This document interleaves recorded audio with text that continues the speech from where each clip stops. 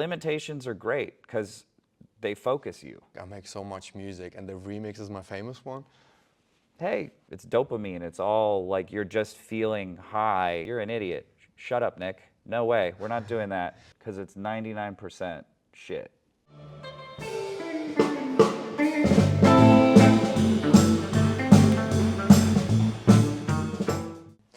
Welcome at Rolling Stone. I'm here with Nick Waterhouse. We're here right now in your backstage, and yeah, you like vintage. You like bringing past and present together a bit.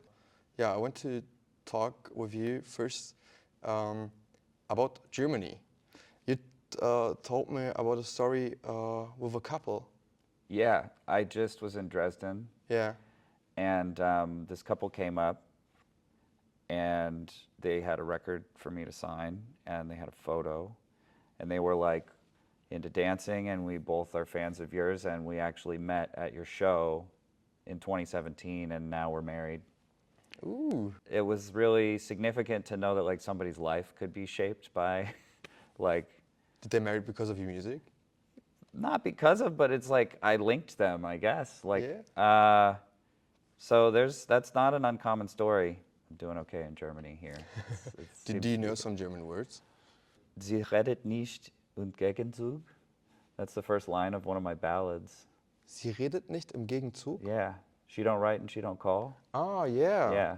How was like you start with music? When I was a child, my father's a firefighter, and they would have these really big parties, and they'd hire a band to play. So there's actually like photos of me like sitting next to the drummer watching the band. They'd play like 3 sets, and I mean like big, drunk firemen dancing parties on the beach. Ever since I was a kid, like I tuned into music, and my first jobs were all record stores. And then I worked at Rookie Ricardo's in San Francisco, which is usually what people know as like my origin story.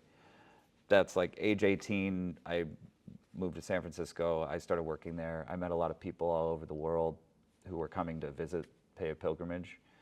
And that was like, it was like going to law school or something for music. Like you have so many music in a record store. Which kind of music inspired you there? You would call it a specialized, it's niche, I suppose.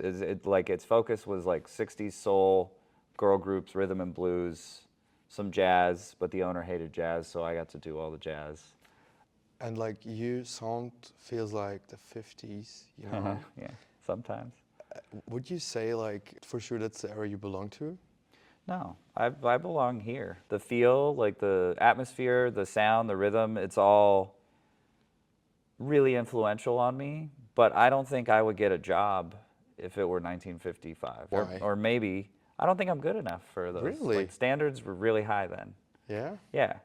And I think I also have like a modern sensibility in how I write lyrics. Like I have the privilege to work with people who worked in that time, and I think... Who?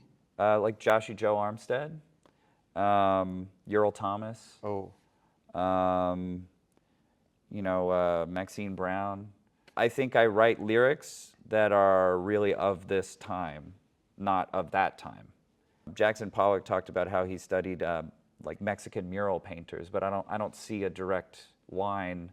Do you see music as a painting? Yeah, it's a film or a painting. I mean, it's like, it's this thing where there's something bigger than just like chord melody. For me, it's all like a process. Like it's a space. It was a more immediate practice then too. Yeah.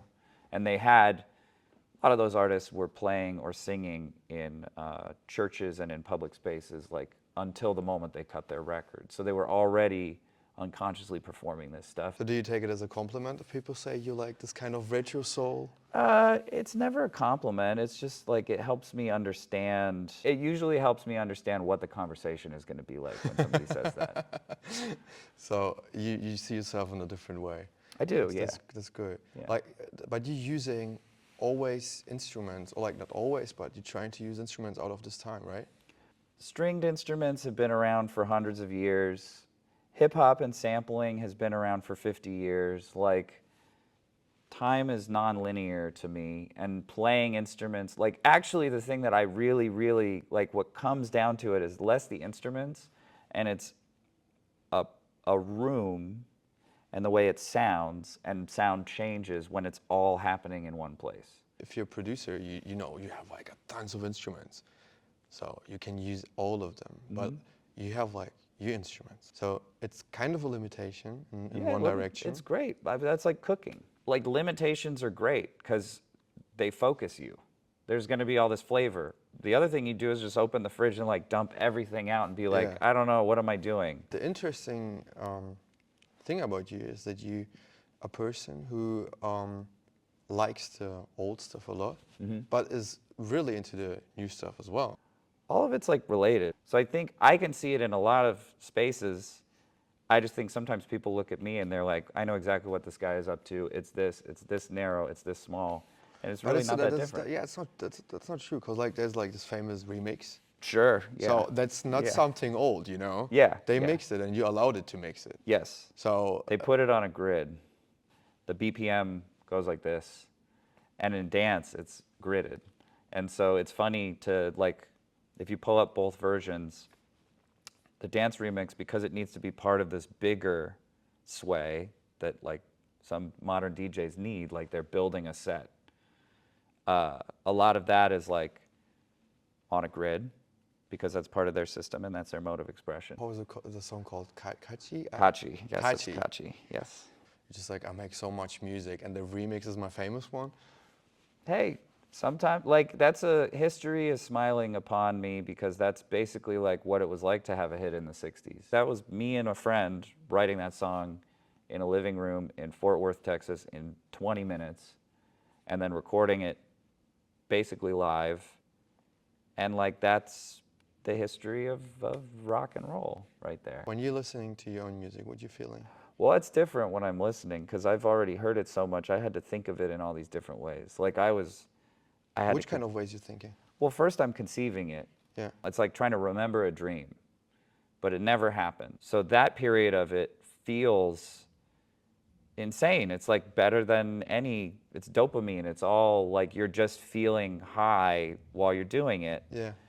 And then I test it. Nobody's even gonna hear it yet. And that's when I have my red pen and I'm like, that section actually, that seemed like a good idea at the time, but you're an idiot. Shut up, Nick. No way, we're not doing that.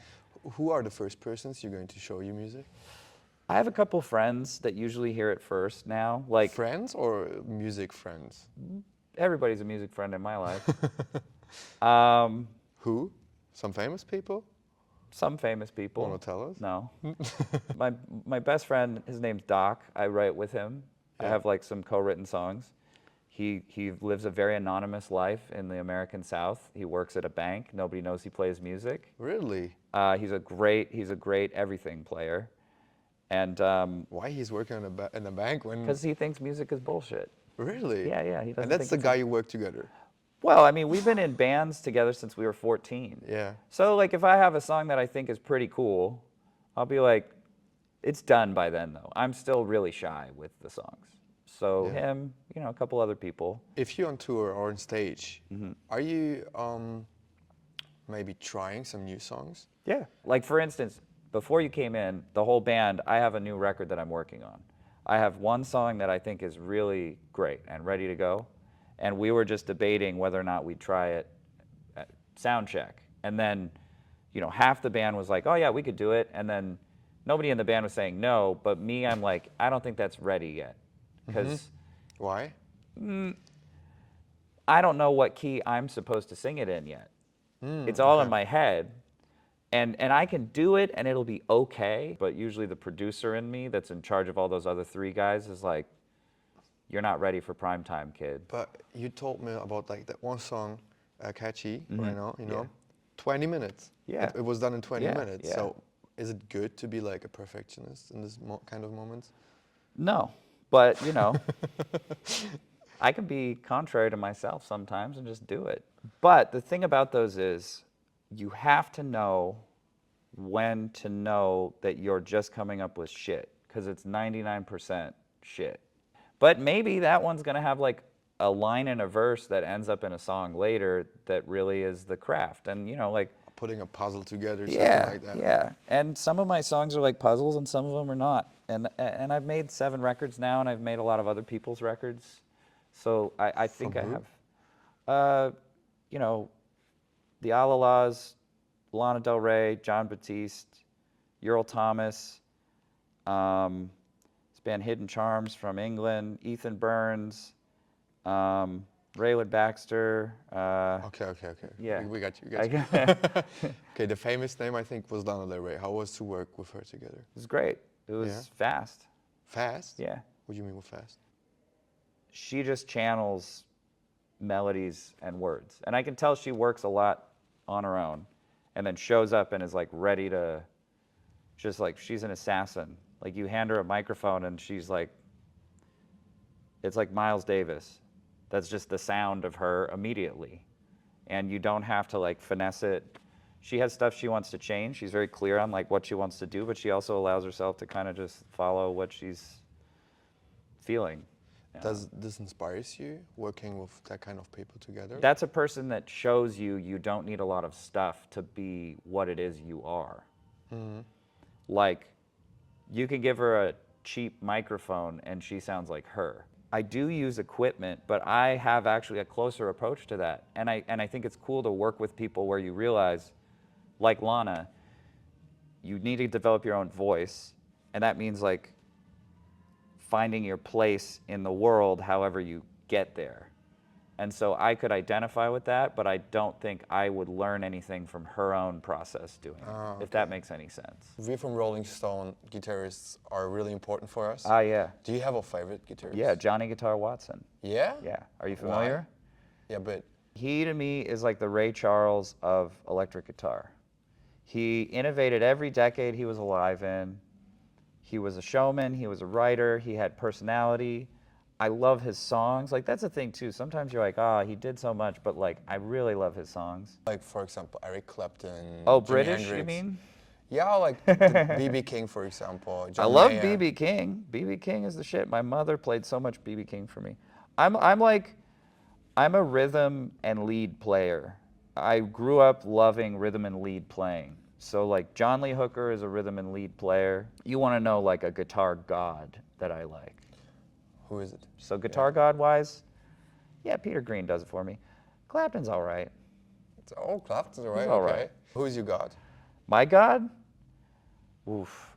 I mean, Ray Charles is my god. Okay, fair enough. Yeah. So maybe we're going to look at the sound check. Let's go sound check right now. Does that work for you? Yeah, for Great. sure. Okay. Let's go. All right. Okay, that works. Let's try a tune. All right. Is that clear?